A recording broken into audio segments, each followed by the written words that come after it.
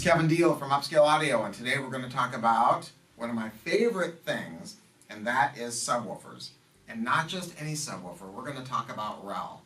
Those of you who have been to the Casa del Kevin, you know that I run a pair of stereo RELs in my main listening system. And I would have it no other way. Adding a subwoofer is not about bottom end response. I mean, it can be, but the real reason that you do it is so you can create a real live performance and have a sense of space and better mid-range.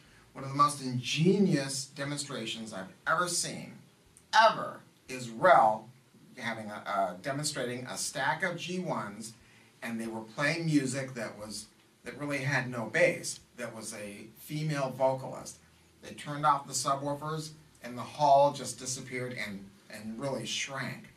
If you're going to buy a subwoofer, don't buy something that is going to ruin the mid-range. This should be additive. This should make your system better. And that's why I'm so pleased that today we have the Chief Designer and President of REL Acoustics here, John Hunter. John? Hey Kevin, thank you so much for this opportunity to talk directly to your people. Listen, what we do is a little bit different than anybody else in bass. And that's not to take a side swipe at anybody, but what REL understands is so critical in high-end 2-channel is to restore the fundamentals. There is this absolute critical need to put a structural underpinning underneath the music, and as soon as you do that, as soon as you give that last octave and get it perfectly laid in under the speaker, everything above it just turns into magic. You know, earlier we were talking, Kevin, about how it's too easy to overspeaker rooms. Really rabid enthusiasts, we try to get the most out of it, and oftentimes we'll wind up overspeakering a room. We're chasing the right thing, but we're going about it in the wrong way. And so make sure that you're buying a speaker that perfectly proportions to your room. And when you're not getting that last octave, octave and a half, all the magic, the cushion, the air, the fundamental crunch that's underneath the stage, then drop the RELs in, the correct proportioned RELs to that. What we're going to look at right now is the S5. This is a little further up our range. This sells for $2,600 over here.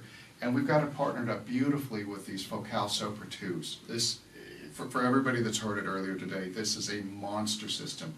If you were in here and you got a demo of this, you would presume this is a system that retails for somewhere in the $100,000 range. Huge stages, everything is liquid, cushions of air around voices, shimmering highs that just go on up to forever. And really the secret is to have really well-balanced speakers. These speakers are beautifully voiced, they work great in this room, and yet when you take out the RELs, you hear all of the cushion that drops out. Now an S5 has a very fast pistonic 12-inch driver. The cone on this took me almost 2 years to devise. It weighs about 1/3 of what the predecessor to this was, the old R528. So we've been able to take massive amounts of mass out and increase the stroke, the dynamics that are possible. So we are now talking about a driver here that can do almost 2 inches of stroke in both directions. It's a massive amount of output. Underneath we use a special carbon flat passive that's also a 12-inch. These are tuned really uniquely. I have to tell you, as a designer, prior to doing these, I wasn't a huge fan of passive radiators. They tend to sound sort of boomy, wonky. I realized a technique as I was developing first the 528 and then refined it on this one, and they're just so quick and pistonic and release beautifully. They don't have that overhang and that boom that I traditionally associate with passives. And of course we work like crazy on every part of it. The structural, the cabinets, they're so beautifully damped. The amps are massive. So the idea is to control it. You want it to go out, you want it to explode when that's happening, and you want it to decay beautifully on its in-stroke. It's a little bit about what we're doing. The other thing I'll just point out really quickly, RELs don't connect up conventionally.